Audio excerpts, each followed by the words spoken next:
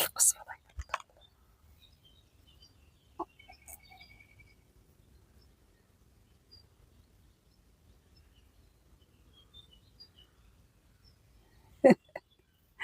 Qanlaşıp qaldı.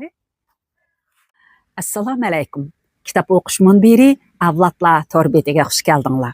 Men Nuriya Rahman. Bugun men kentimizdagi bir qadimiy qal'aning ichida.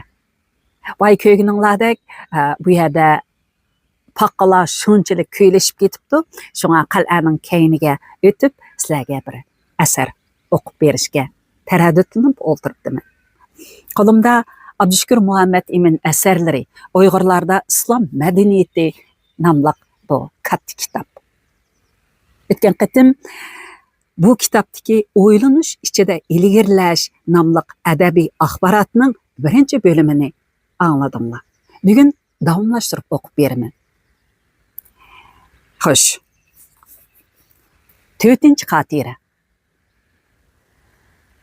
Şinjan İctimai Fanlar Akademiyasi Til tadqiqot o'rnining muavin boshlig'i İbrahim Mutti men hurmatlaydigan olim.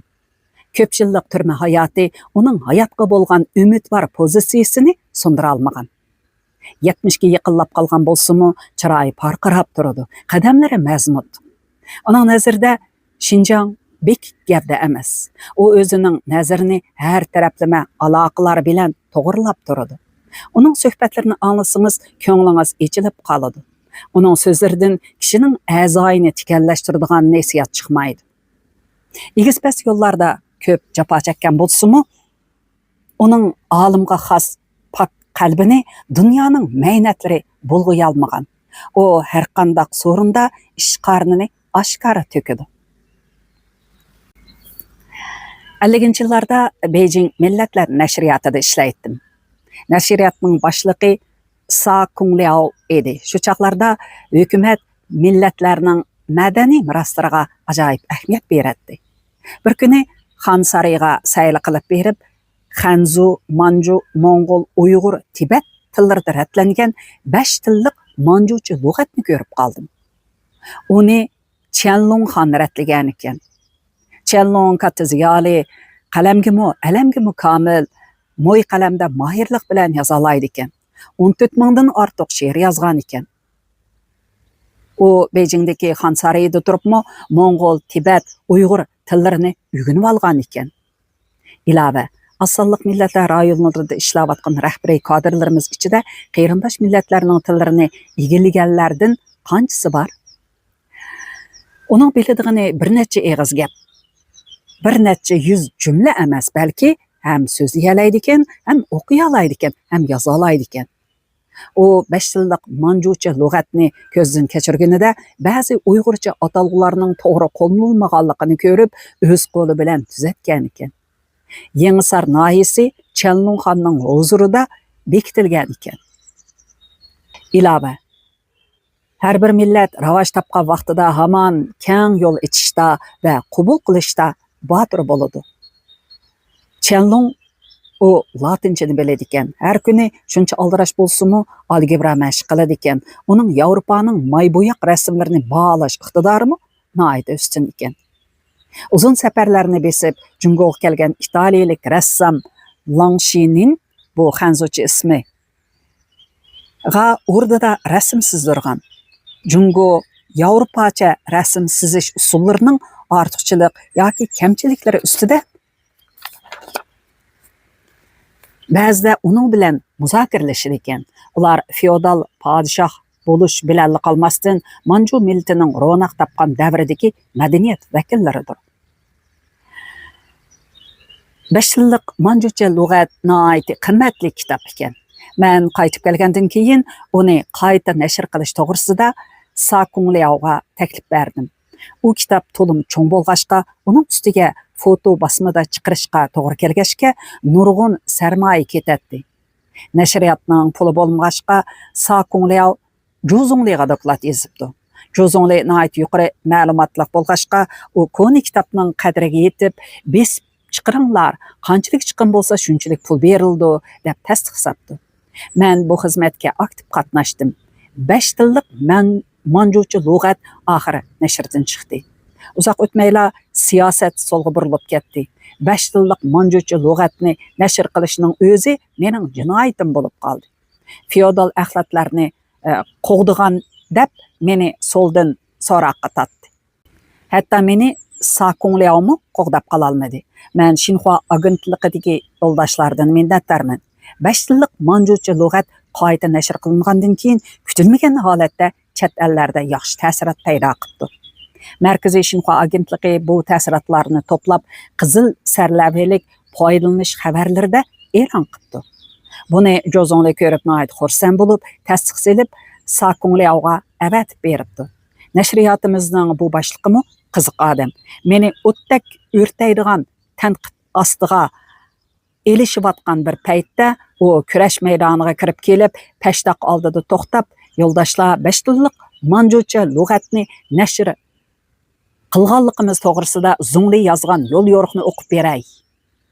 Zungli: bu xizmatga qatnashgan yo'ldoshlar, sizlarga tashakkur, sizlar nihoyat yaxshi ish qildinglar debdi.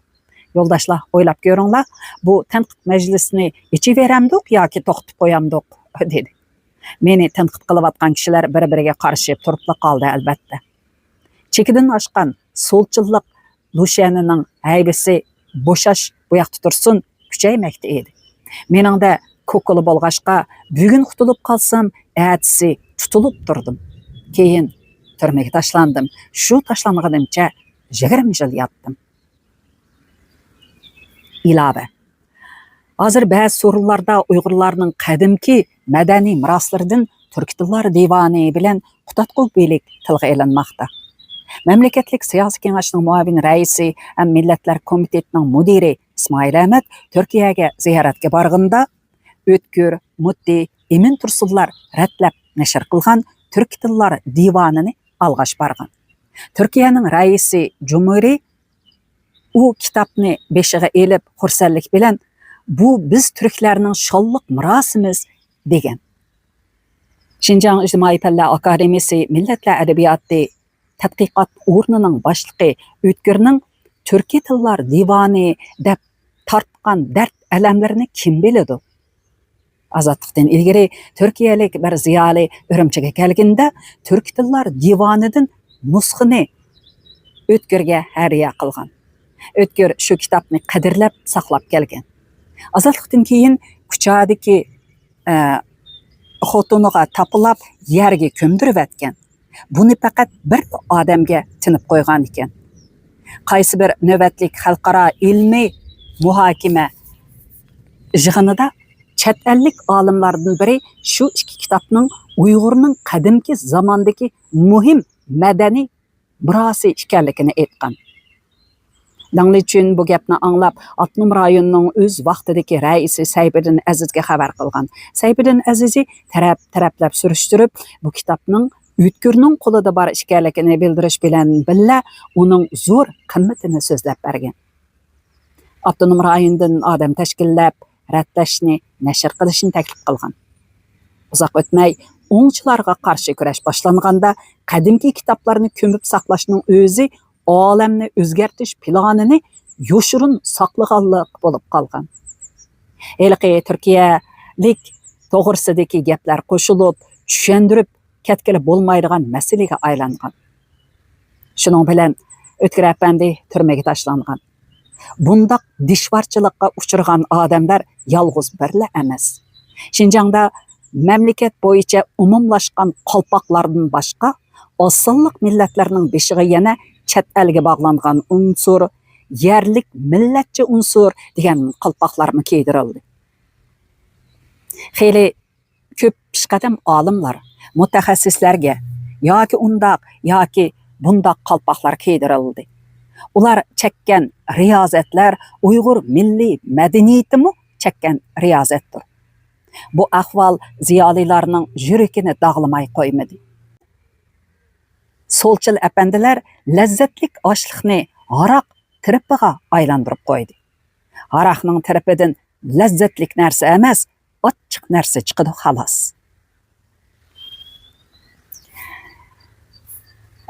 Suhbat madaniyat zo'r inqilob jarayonida turmada yetib anglasam, Sakungliao'ni kurashga tortganda 5 tillik manjucha lug'atni uning yuziga etishibdi.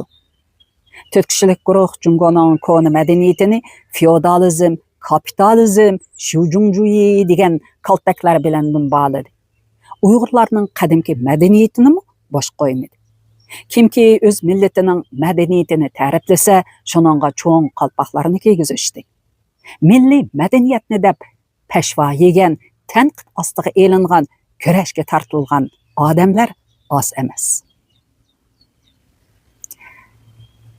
Ilova. Uyg'urlarning qadimki madaniyatiga feodalizmning homiysi degan o't tamg'i besildi-yu, 24 tarixqa singib ketgan tarixiy idealizmning lotqilari bo'lsa, yana lo'mildab yamradi. Ba'zilar zo'rma-zo'r to'qib, tarixni o'z maylicha burmalab, xanzolarning rolini xolig'inicha mubolag'a qildi. Ba'zilarning sharhlashicha, jang degan harf Xinjiangning simvolimish. Yuqoridagi siziq Altay teg'i, o'ttirdagi siziq Tangri teg'i, ostidagi siziq Ko'nlin teg'imish. Yuqoridagi tian harfi Jungariya, ostidagi tian harfi Tarimmish. Ular buningdan Xinjiangning burunsidilla Jungoning zamini ekanligini ana shu jang harfidilla belgili bo'ladi degan xulosani chiqarishgan. Şu Ma'madan olim hozirgi Shanxi o'lkasining bir qism yerlari Ju sulolasi davrida ko'k art, ya'ni Pamir Uyg'urlarga mansub ekanligini unutib qolgan. Yana ba'zilar Turpandagi Karizni Linzoshuy kashf qilgan deyishdi. Ular shundoq kelishtirib hikoya o'qiganki, hatto Linzoshuy Turpanda tünab qapdı, kechada yer ostida suv sharqirab oqqan ovozni anglabdi, atsi yerlik odamlarni yig'ib quduq qo'latqizibdi, Kariz ana shundoq paydo bo'libdi deyishdi. Tarixiy kitoblarga qaraganda milodidan 48 yil ilgirla Turpanda Qo'sh Idiqut davlati hukm surgan ekan. Mubada Kariz bo'lmagan bo'lsa, o'tdak makan qo'juda odamlar nima yegan, nima ichgan bo'ladi? Tang podshohligining rohibi Budda nomlarini elib kelish safarida Qo'chu xonligi tavasidan o'tganda nadiki son ichgandi. Tabiiyki, bular ko'na tarixiy qarashning oshkorlanishi. Uyg'urlarning milliy g'ururiga ozor qiladigan bunda qarashlar albatta Uyg'urlarda kayfiyat qo'zg'aydi. Ommaning kayfiyatlari qo'shilib to'planganda aqlning kontrolligiga bo'ysunib, muvofiq chekda to'xtab qolmaydi. Chekidan eshib ba'zi bema'ni harakatlarni paydo qilishi mumkin. Universitetning bir Uyg'ur professori Tang davridagi Xinjiang naqshi usuli nomli bir asarni tayyorlab nashriyotga yo'llagan ekan. Nashriyotning bir tahriri kitobingizning ismi yaxshi emas ekan, o'zgartib bersangiz qandoq deb telefon beribdi. Professor "Nimishqa?" deb so'rabdi ekan. Bu yerda professor degani albatta Abdushukur Muhammad Eminni demoqchi. Tahrir "Nimishqa Tong davridagi deysiz, Uyg'urlarning deysiz bo'lmamdi ekan" debdi. Shu professor bir ilmiy muhokama yig'inida madaniyat azaldan o'zaro qabul qilinadi. O'ttiri tuzlanlik madaniyati Uyg'ur madaniyatini qabul qilgan. Uyg'ur madaniyatimi Xanzo madaniyatini qabul qilgan deb so'zlagan ekan. Yig'indan keyin birov uningga she'r bilan hujum qilib, uni o'z millatini qo'g'damaydi debdi. Shuning bilan ikki millatning tarixdagi o'zaro ta'sir masalasi sezgur masalaga aylanib qolgan. Ilmiy muhokama yig'inlarida tilga ilinmaydigan bo'lib qolgan. Bunda psixika taraqqiy qilaverib, ta'riflaydigan gaplarla so'zlanib, kamchilik, ayblar tilga ilinmaydigan holat kelib chiqqan. Yana bir yig'inda 4 kishilik guruhning kitoblarni ko'ydirganligi ustida gap bo'lganda, bir Uyg'ur olim kitoblarni 4 kishilik guruhlar ko'ydirgan emas, arab tarixidami kitob ko'ydirgan ahmoqonliklar bo'lgan. Arab qo'shinlarining bosh qo'mondoni Amir Qutayba o'z qo'shinlarini boshlab Samarqandga yetib kirganda, qadimgi Uyg'ur yeziqidagi kitoblarning hammasini ko'ydirib tashlagan. Uning shtab boshlig'i Uyg'ur bo'lib, Uyg'ur yeziqidagi kitoblarni o'qiganligi uchun heriqi bosh qo'mondon tarafidan o'ldirib tashlangan degan. Bular tarixiy paket, lekin bu gaplar ba'zilarning quloqiga yoqmagan. Go'yo o'zlarining yuzlariga qora surtilgandek deb kuchab radiya berib ketishgan. Amaliyotda kitob ko'ydirganlar yolg'iz Amir Qutayib bila emas, o'z vaqtida oqtog'liqlarning sardori bo'lgan Affoq Xo'ja diniy asabiylikni quturatganda nurg'un kitoblarni ko'ydirib, nurg'un odamni O'rta va G'arbiy Osiyoga ko'chib ketishga majbur qilgan. Ilova bir qutbdan yana bir qutbga o'tib ketish qaydosh degan ana shu. 5-xotira qaydosh. Bu ningdagi mazmunlar berilmabdi. 6-xotira qaydosh. Men yana heliqi Uyg'ur birodarimni izlab bordim. O chet eldagi ilmiy leksiyasini tugatib, amdala qaytib kelgan ekan. Ruhi üstün, ko'zlaridan nur chaqnab turibdi. Chet el sayohati munosabati bilan nazar doirasi texmi kengayibdi. Qarashlarining darajasi texmi yuqori ko'tarilibdi. Qaydosh psixikasining ifodalarini ko'ribsiz, dedi u. Amaliyotda chekidan oshgan Solchil Lushandin qiydaydigan psixika Xanzolardimi nihoyatda kuchli bo'lgan. Biroq Xanzolar qiydoshlikda diqqatini bekiklikdan ichivetish tarafiga yo'tkab, chet ellarning narsalarni imkon qadar o'ziga qabul qilishga boshladi. Biz osonliq millatlar bo'lsak, qiydoshlikda diqqat nazarimizni o'z chambarimiz ichiga yig'ib, o'zimizning milliy bir nimalarimizni imkon qadar qo'g'dash bilan bo'lib qoldik. Xanzolar bir necha yildan buyon perqirg'uch shaklda perqirab mangan bo'lsa-mu, yo'nalishi yuqori o'rlash bo'lmoqda. Lekin biz bo'lsak, chambardagi bir izdala cho'rgilayapmiz. Chambarning yarim diametri tehi shu beti turibdi. Chambar borgan sari tarib bormoqda. Qaydosh ruhi holati bilan o'zini kichikgina bir chambar ichiga bekitib qo'yganda, boshqalarning narsalarini qabul qilish to'limi tas. Bir necha yildan buyon bizda ilgirlash bo'ldi, lekin boshqa millatlarga selishtirganda qadamimiz asta. Biri perqirg'uch simon, biri chambar simon. Bu nihoyat obrazliq o'xshatish ekan. Qaydosh psixikasi millatimizni ziyonga uchratmoqda. Bekinmachilikni kuchaytirib, an'anaviy ichivetish ruhimizni pasaytib qo'ymoqda. Agar hoshimizni topmay, shundoq ruhiy holatning avj elishiga yo'l qo'yadigan bo'lsak, u chaqda boshqa millatlardan ko'p orqada qolamiz. Undaqda bu masala to'g'risidagi mulohizingiz amaliyotga uyg'un pishqan xulosa ekan. O'quvchingizga xat yozsangiz bo'ladi ekan. Allaqachon yozdim.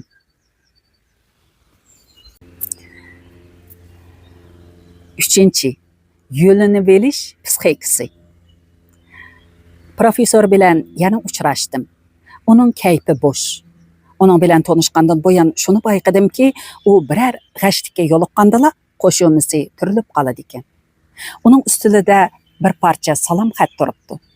Konvertda texi amdala yirtilgandek turadi. Beijingdagi erqi o'quvchi yozgan xat ekan. Hurmatli professor, salom sizga. Xatimga yozgan uchuringizdan minnatdor bo'ldim. Ustozim, sizning qarashlaringizga qo'shilaman. Hozir biz nurg'un jihatlarda qaloq holatda turib yetibdimiz. Chunki qaydosh ruhiy holatimiz millatimizning ichivetish, qabul qilishiga to'sqin bo'lmoqda. Meningcha bu hech qancha ig'ir kasal emas. Faqat ko'pchilik oz to'la o'ylanadigan bo'lsaqla aqlga kelalaymiz. Hozirgi uchur davrida bekinib bilish o'zini o'zi o'ldirganlik bo'ladi. Bu oddiy haqiqatni millatimiz tushunadi. Ustozim, aytinga qiydash ruhiy holatimiz tugagandan keyin millatimizda ruhiy holatda yana boshqa to'salg'i bo'larmi?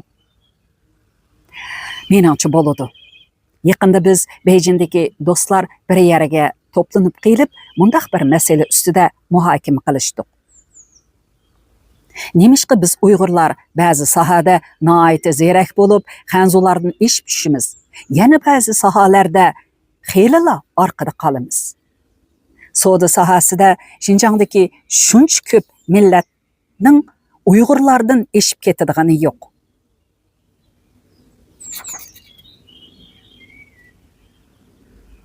Mazkur kitob nashr qilinganda undaq bo'lmay qoldi. Muharrirdan Jungoda bo'lsin, mayli chet elda bo'lsin, Uyg'ur savdogarlarimizning oyiqi tegmagan yer oz.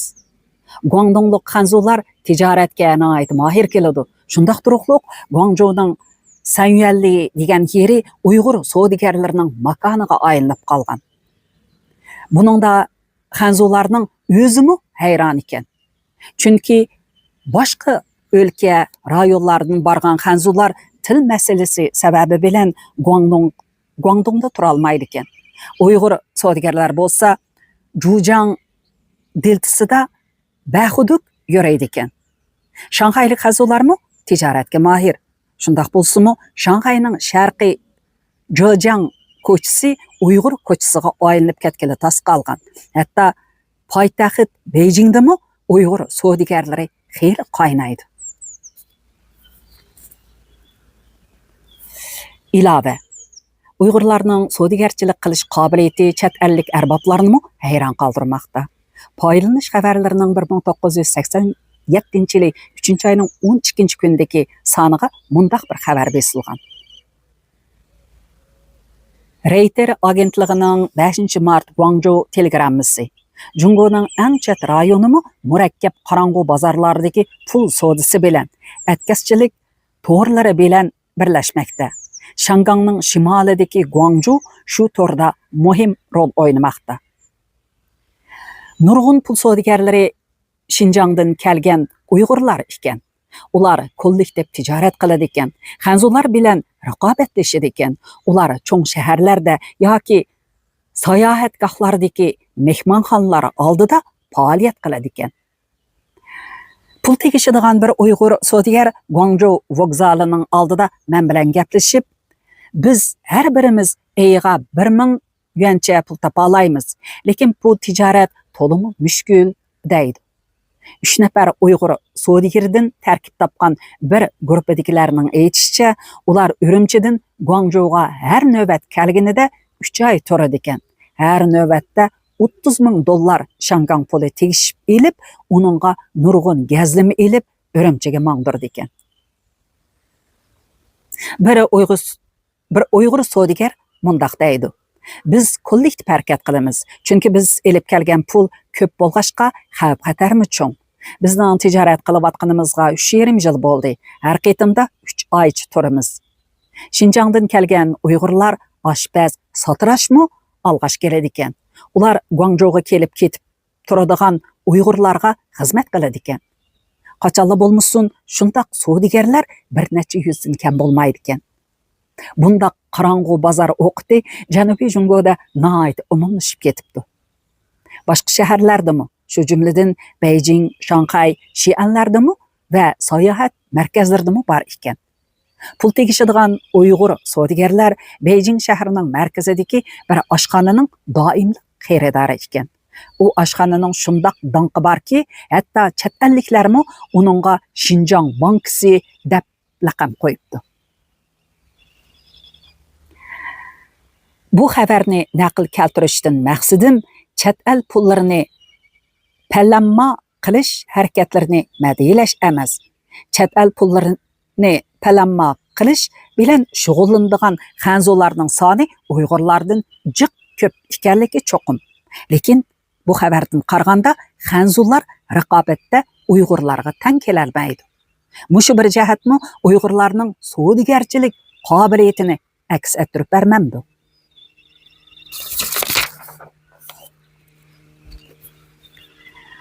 Soda sahasiga qaraganda men Uyg'ur bo'lish sifatim bilan nihoyat faxrlanaman. Lekin boshqa sohalarga qaraganda ma'yuslanaman. Masalan, madaniyat, fan texnika sohasidagi hozirgi holatimiz kishini mamnun qila olmaydi. Ustozim, siz men qaraganda ko'p ahvoldan xabardor. Men bu yerda mundaq bir nechila ahvolni aytay. Birinchi, 1986 yili oliy maktab imtihoniga qatnashgan Uyg'ur o'quvchilarining matematikadan olgan nomeri 60 ga yetganlar aran 0.9% dan sal ko'prakni tashkil qilibdi. 1% ga yetmaydi ekan. Ikkinchi, yaqinqi bir necha yildan buyon Uyg'ur o'quvchilarining ishki o'lkalardagi tadqiqot o'rinlariga va oliy maktablarga aspirantlikqa imtihon berib, imtihondan o'tgan qabul qilinganlari 10 ga yetmaydi ekan. Uchinchi, Şinjandan ishki o'lkalardagi oliy maktablarga berib o'qiyotganlar ichida ijtimoiy fanda o'qiydiganlar, tabiiy fanda o'qiydiganlarga qaraganda ko'p ekan. Demak, ilmiy tadqiqot o'rinlariga berib xizmat qiladiganlarning az bo'lishi tabiiy. Bu masalalar haqiqatan kishini qayg'uga soladi. Undaq o'ylasaqmi, bundaq muhokama qilsaqmi, gap shu yerda ekan. Hozirgi dunyoda har qanday bir millat mazmut turib rivoj topmoqchi bo'ladi ekan, fan texnikasini rivojlantirishi zarur. Ustozim, bu masalalarni o'ylab ko'rganligingizda shak yo'q. Bizning xulosamizmi sizningki bilan o'xshash chiqishi mumkin.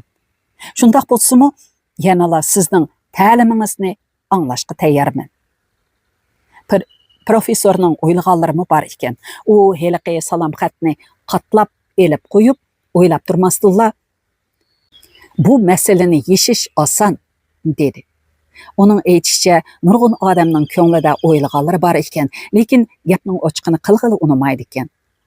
Uning o'zi bir muncha so'rinda gapning ochiqini so'zlab ko'ribdi, lekin har qitim so'zliginida bir muncha so'g'uq, ta'ni gaplarga yo'liqibdi.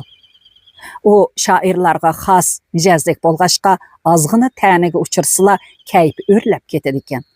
U ko'p chaqlarda mushu ish uchun g'am yeb azoblanadi ekan. U har bir o'quvchining jasoratini yoritadi ekan. U mundaq deydi: vaziyatning taraqqiyoti bizdan dunyoni yangi tafakkurda ko'zlashni talab qilmoqda. Yangi tafakkur deganimiz hozirgi zamon ingiga va hozirgi zamon metodologiyasiga ega tafakkur demakdir. Ijtimoiy hadislarni ana shundoq tafakkur bilan tahlil qilgandila ilmiy xulosa chiqarg'ili bo'ladi. Bir muncha kishilar biror masala to'g'ri kelsa, aman o'zini kamchiliksiz mukammal qilib tasvirlaydi. Ayibni boshqalarga ishtiradi. U ko'ni tafakkur. Uning masala hal qilishga yordami bo'lmaydi.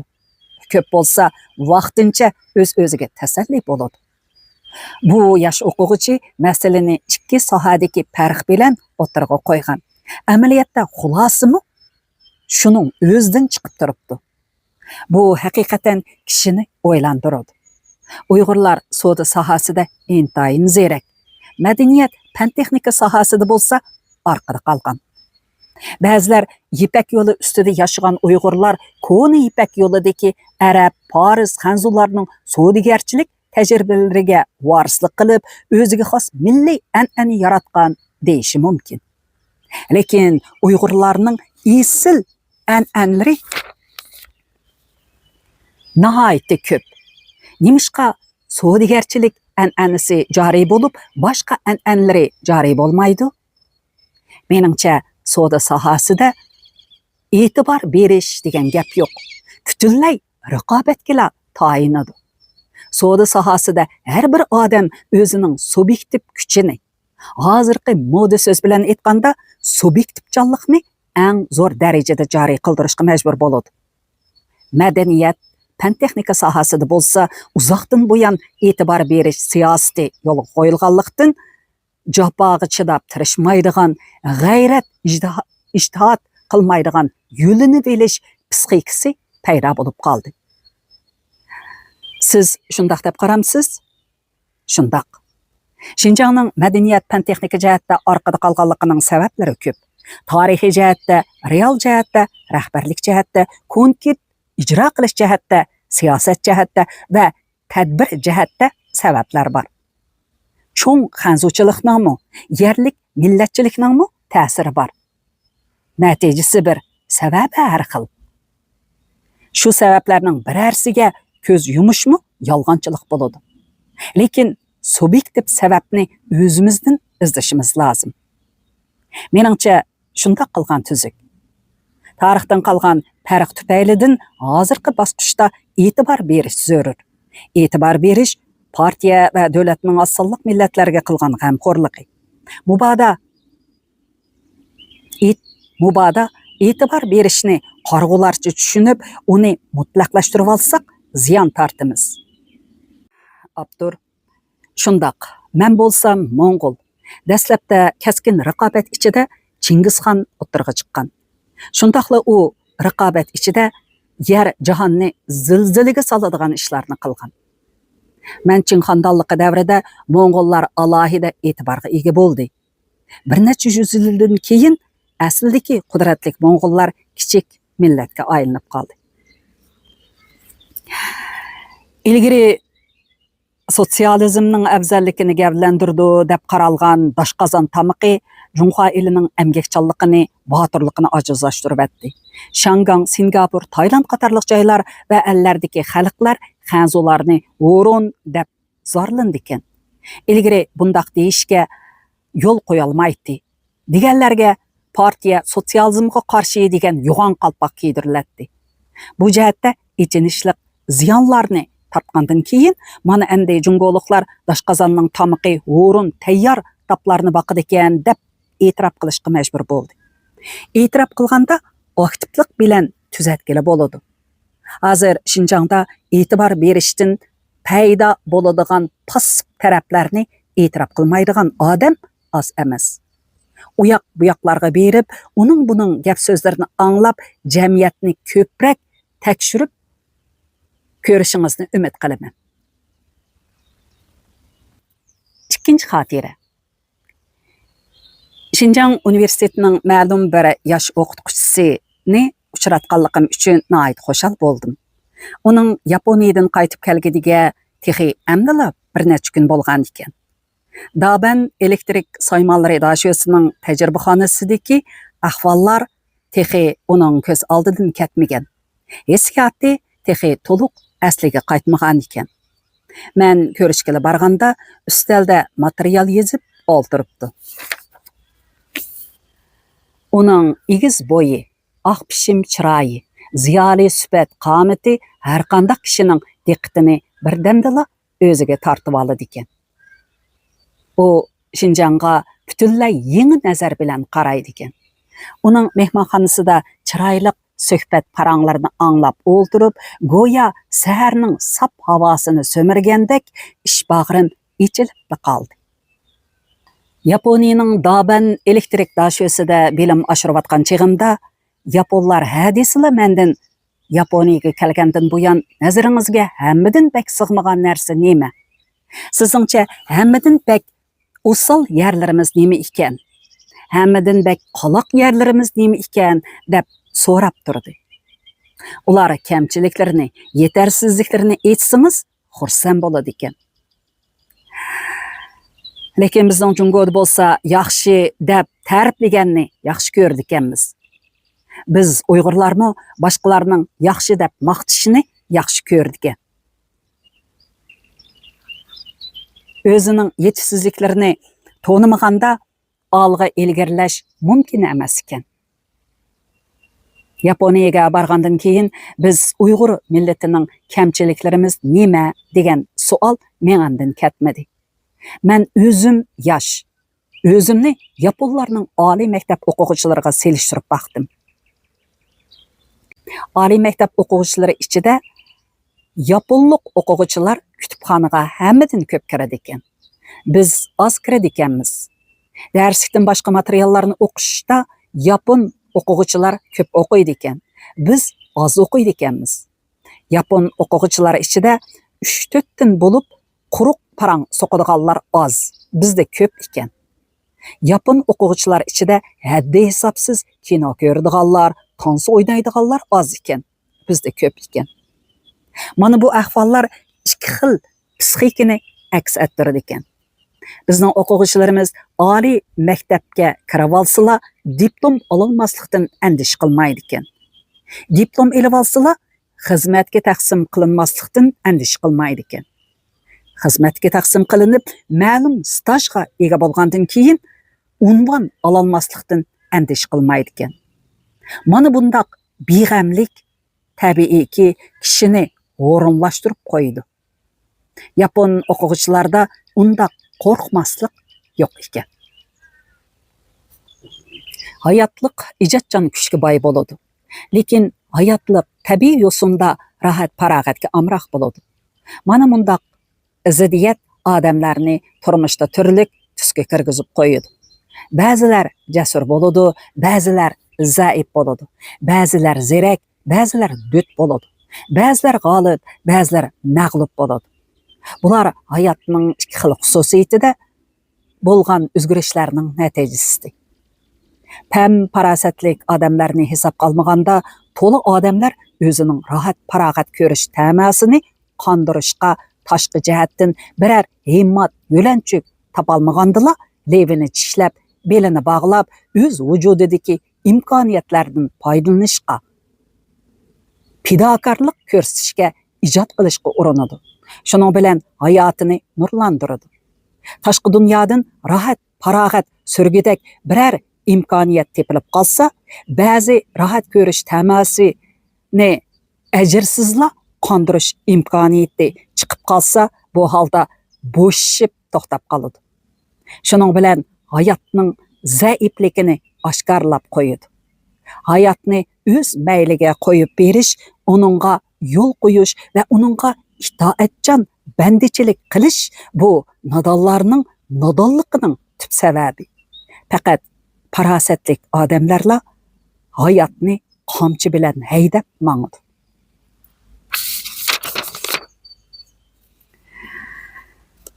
Suhbatni davomlashtiray. Ruh shaklsiz bo'ladi. Har qanday odam passiv ruhiy kuchning elkiga tushib qolganda o'zining shundoq mahkum holatini tushunib ketishi tas. Oliy maktabda o'qiyotgan chog'imda ba'zi saboqdoshlarimning bo'shanligiga, o'yin kulki bilan vaqtni zoyi qilib yurdiganligiga, o'zi nihoyat zerak bo'lsa-mu, jafodan qochadiganligiga ko'zim tushib qoladi.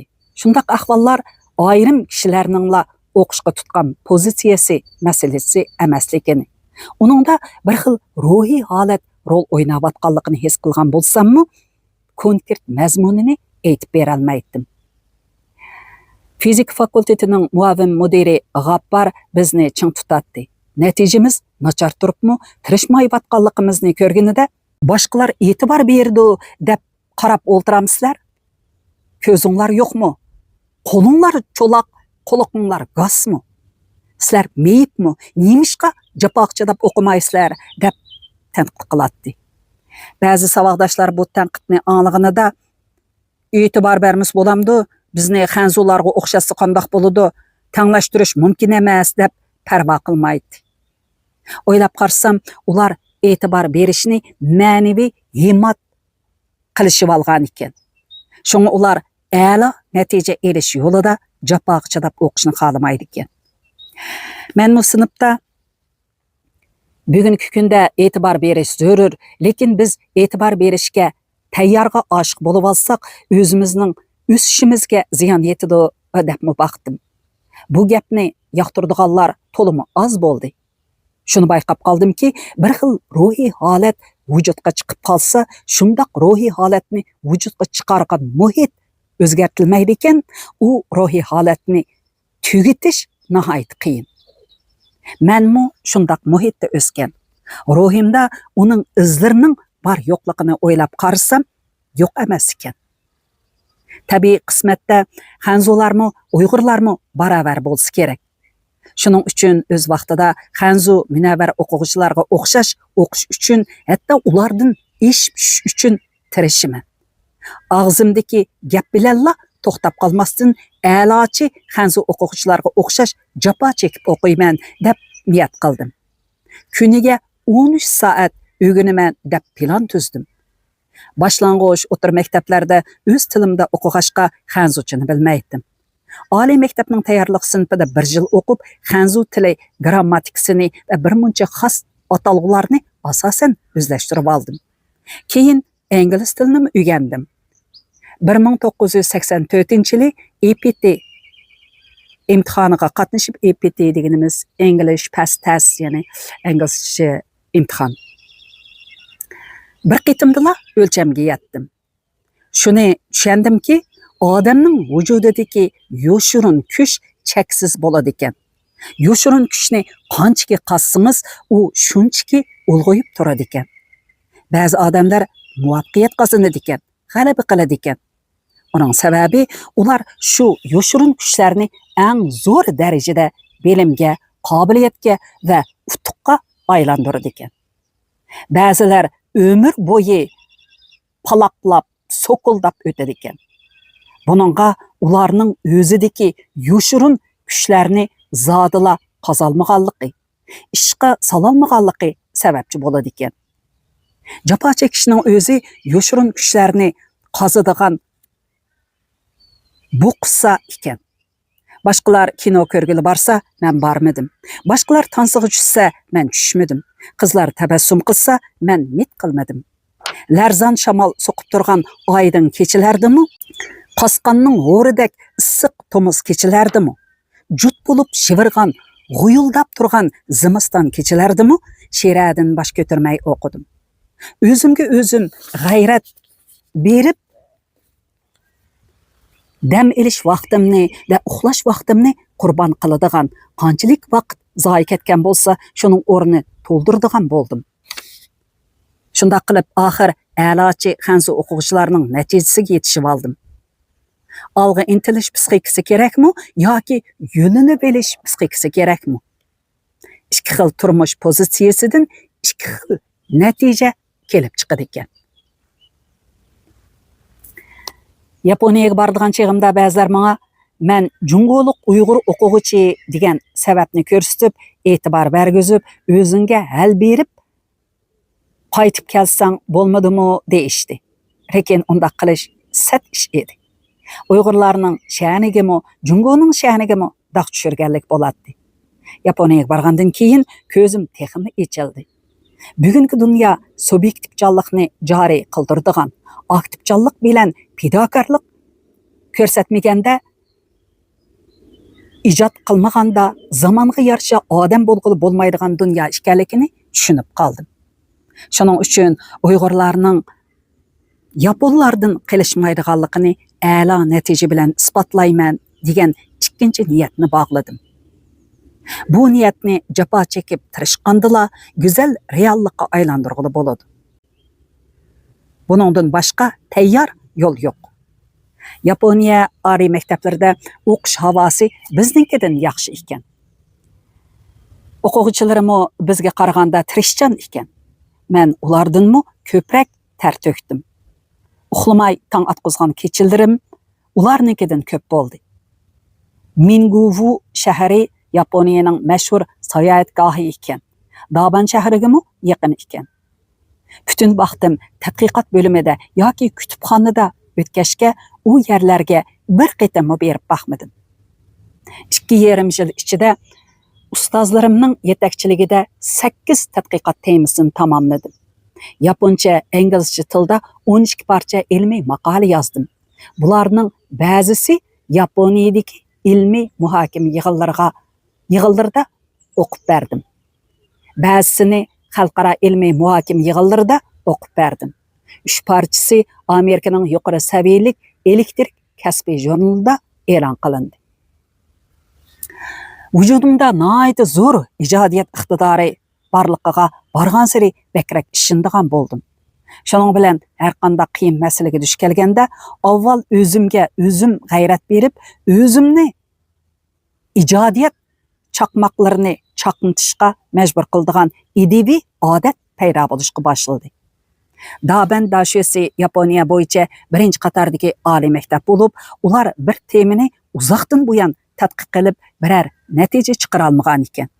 Shu temaga mas'ul bo'lgan o'qituvchi mening ustozim bilan paranglashib, meningmi shu temani tadqiq qilayotganligimni, balki bir oz natija qozonganligimni anglab, darhol meni o'zlari bilan hamkorlashishga taklif qildi. Ular mening bir yil ichida bir necha temani yashganligimni anglab hayron bo'lishdi. Maxsus taklif qilib, meni o'zlarining doktorlikda, magistrlikda o'qiyotgan aspirantlarga bir qatim ilmiy doklad bergizdi. Yaponiyada uchur chapsan. Ular chet ellik o'quvchilardanmi o'zlariga kerakli narsalarni elishni orzu qiladi ekan. Ularning tashqi ishlar vazirati chet ellik o'quvchilarni dunyo bir butunlikka qarab ketayotgan 21-asrda siz nima qilmoqchi degan temada yapon tilida nutq so'zlash musobaqasiga uyushtirdi. Uningga 72 nafar chet ellik o'quvchi maqola avatib tizimlatgan edi. Ulardan 10 o'quvchi tanlandi. Shularning biri men edim. Musobaqa natijasida junguluq bir qiz o'quvchi ikkinchilikni, men to'rtinchilikni oldim. Mukofotni qo'limga elib etib, yuragim o'ynab ketdi. Bu mukofot mening tishimni tishlab, tirishib olg'a intilganligimning mukofoti edi deb o'yladim. Ondan shundoq cho'nqur ta'sirotga keldimki, har qanday odam yo'lini bilish ruhiy holatini tashlasa, ajoyib mo'jiza yarata oladi ekan. Hozirgi kunda millatimizni madaniyat, fan texnika jihatda tez rivojlantiramiz desak, ana shundoq ruhiy holatlarni tashlashimiz lozim. E'tibor berishga talmirsak, yo'lini bilish ruhiy holatimiz kuchayib ketadi xolos.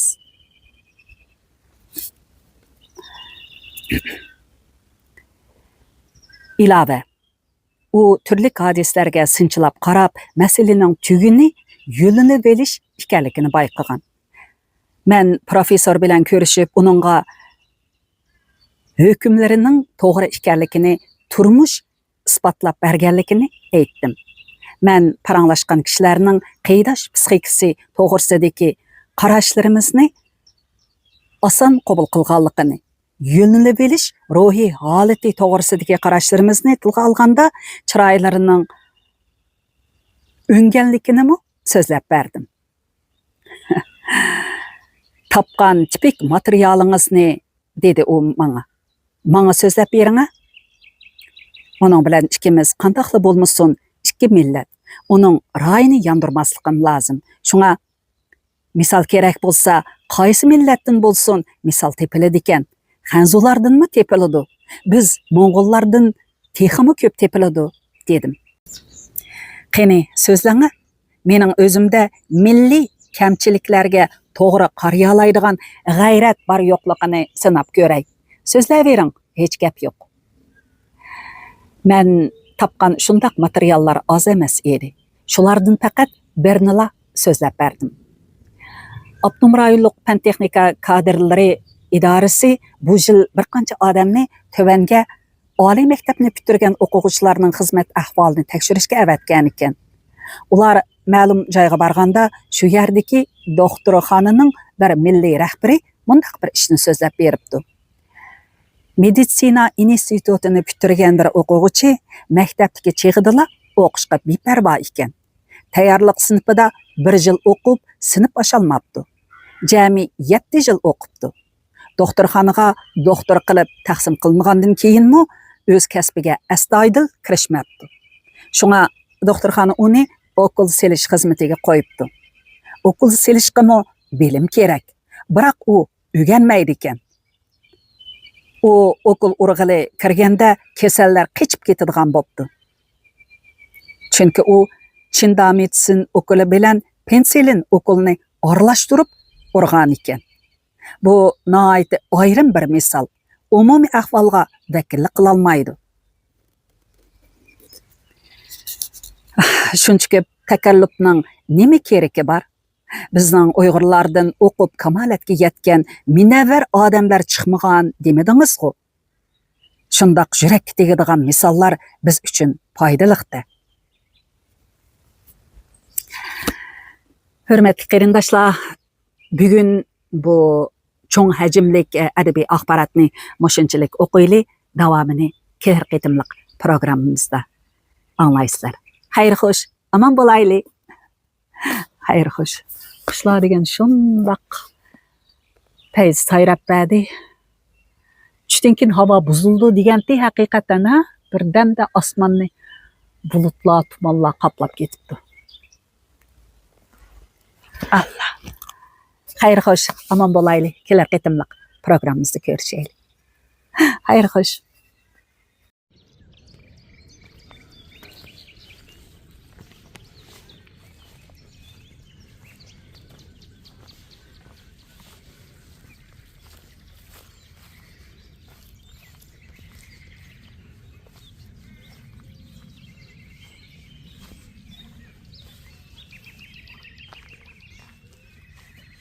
Wow.